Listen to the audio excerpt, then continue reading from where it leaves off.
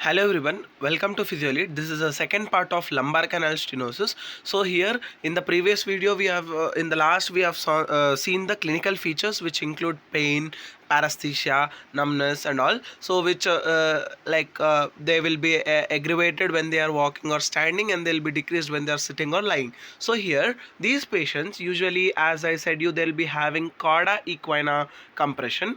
So here the walking uphill or riding bicycle, they will be having no effect. Why do they have no effect? Because so here when we are walking uphill or when we are riding a bicycle, we'll be having a forward stooped posture. So when we will be bending forward, so the bending forward will be increasing the canal space. So because of that there will be no effect of this climbing up the hill and riding bicycle. But when there is a cauda equina claudication, so there will be a pain when they are walking down the hill. So when we are walking down the hill, we'll be extending our back, or we'll be doing extension of the back. So here there will be a compression of the lumbar canal, that is a cauda equina will be compressed. So next is pulses are present. So here in the lumbar canal stenosis there are few differential diagnoses, like there may be a ischemic claudication of the foot, that is the blood supply to the foot also will be sometimes claudicated, that is stopped.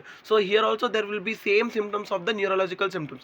So we have to make sure that the neurological symptoms are there, or whether it's a vascular symptoms. So here in case if there is a lumbar stenosis or cauda equina claudication, there will be no tropical changes, the pulses will be normal, and these lumbar cauda equina claudication, the symptoms which are there, they will be prolonged.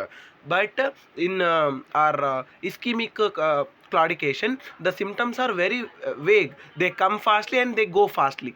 So now nerve entrapment in the lateral recess causes claudication and sciatica. So in case if there is a lateral recess, there may be a chance of getting sciatica.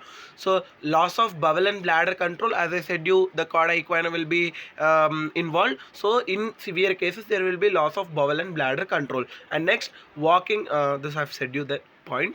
Next, what is it? Special test. What is a special test that we perform? A stoop test. What is stoop test? When we'll be asking the patient to walk briskly. So after sometimes they'll be developing a pain. So if they still continue to walk, they'll be assuming a stooped posture, as I said you just now. So in walking uphill or riding bicycle, we'll be assuming a stooped posture. When we assume a stooped posture, the symptoms that are there will be disappeared. Why are the symptoms disappearing? The symptoms are disappearing because when we are forwardly bending, the canal length will be increased by 2.2 millimeter. So that's the positive for the lumbar canal stenosis. The special test that we do is stooped test. That is when we ask the patient to walk for some time and he'll be having this problem, stooped posture. Okay, next, and the symptoms will be disappeared. So as a part of investigations, we do radiographic, that is a x-ray of the lumbar spine, AP, lateral and oblique views. Here what we'll be seeing in the lumbar spine, so there will be reduced, what all we are supposed to see is reduced interpeduncle distance. Interpeduncle, the peduncles के बीच में जो distance है उसको देखना है हम. Next, there will be, what do we find? There will be a reduced, that is a indication for our canal stenosis.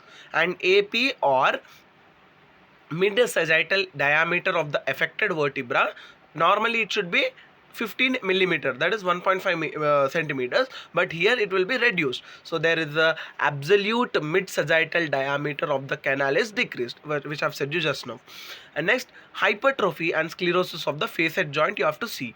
And next, reduced interlaminar space and short stout spinous process. The spinous process, if it's short and stout also, will be having this stenosis.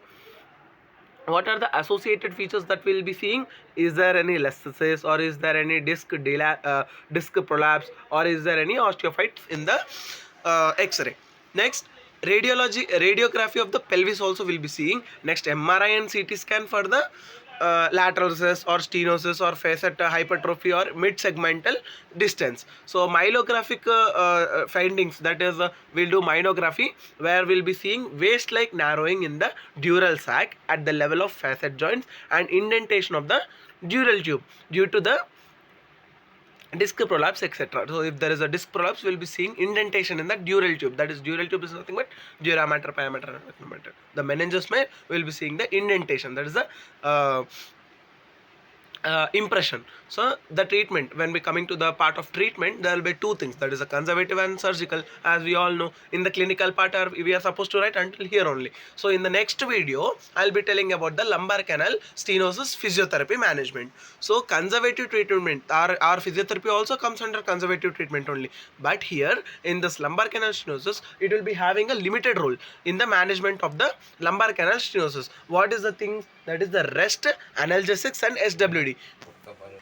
Next, in the surgical part, we do decompression by the laminectomy. So laminectomy will be doing, so that there is a decompression. Our surgery main point is to increase the canal space. So next one is, in case of spondylolisthesis, after laminectomy, the spine will become unstable. Yes. So what is spondylolisthesis? Slippage of the disc. So slippage of the vertebrae on one another. So if there, after we do laminectomy, it will become more unstable. So what we do, transverse fusion will be doing.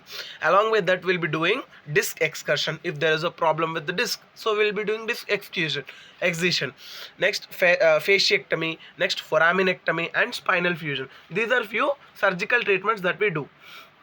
So this is all about our lumbar canal stenosis. Any doubts, you can just ping me in the comment section, and also any topic that you want to know, you can also ping me in the comment section. So I'll be seeing those comments and I'll try to make a video on it. Thank you. Please subscribe to my channel. In the next video I'll be telling about the lumbar canal stenosis physiotherapy management. Thank you.